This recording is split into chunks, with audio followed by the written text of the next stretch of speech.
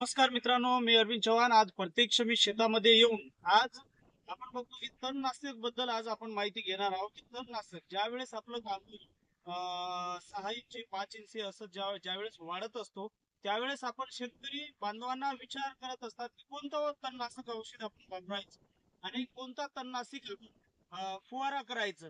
तर आज मी शेतामध्ये आलो सकाळी सकाळी आणि आपल्यासाठी नाही का हा खास करून सर्व शेतकरी बांधवांसाठी हा व्हिडिओ मी बनवत आहे. तर मित्र, मी आपल्याला आता परिपूर्ण कोणतं औषध आपल्याला वापरायचं आहे यावर आपण चर्चा करणार आहोत. तत्पूर्वी जर चॅनलवर नवीन असाल तर चॅनलला लाईक करा, सबस्क्राईब करा आणि शेअर करा. मी पण शेतात आलो, तुम्ही इकडे बघू शकता, हे शेत आहे. या शेतामध्ये या प्रकारचं गवत झालेलं आहे आणि कापूस दिसून नाही राहिला. यासाठी नाही का मित्र, तर आता आपण यावर काय उपाय करायचं आणि कोणतं औषध वापरायचं यावर आपण, हे सर्वसाधारण कापूस आहे. साधारण कापसावर कोणतं आपण औषध वापरू शकतो यासाठी आज आपण बोलणार आहोत.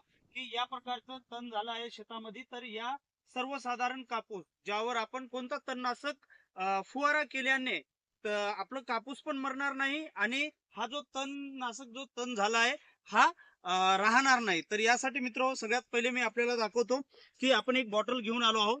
तर या पद्धतीचं बॉटल आहे, हा आहे हिक्विड.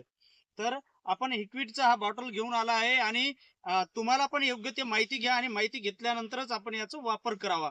तर हा लिक्विड आहे.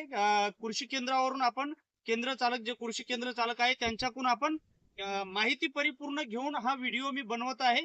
आणि मी स्वतः सुद्धा मी शेतीमध्ये मी वापरत आहे, पण विचार केला की इतर शेतकरी बांधवांना सुद्धा याचा वापर आपण कोणत्या पद्धतीने करता येईल यावर आपण त्यांना पण माहिती व्हावं, यासाठी मी हा व्हिडिओ खास करून तुमच्यासाठी बनवत आहे. मित्र, तर हा लिक्विड आहे आणि हा नाही का आपल्याला किती ml वापरायचा आहे आणि किती लिटर पाण्यामध्ये आपण हा वापरू शकतो. तर मित्र, इकडे बघू शकता, या प्रकारे आपण ही टाकी आहे, सर्वसाधारण 20 लिटरची आपण पाण्याची टाकी वापरली आहे.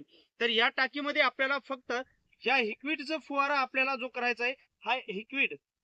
तर यामध्ये इथं सर्वसाधारण यामध्ये किती टक्के याच्यामध्ये हे आहे हे इथं दाखवण्यात आलं आहे. तर इथं लिक्विड प्रॅक्टिसोबल सोडियम हे 10% EC आहे.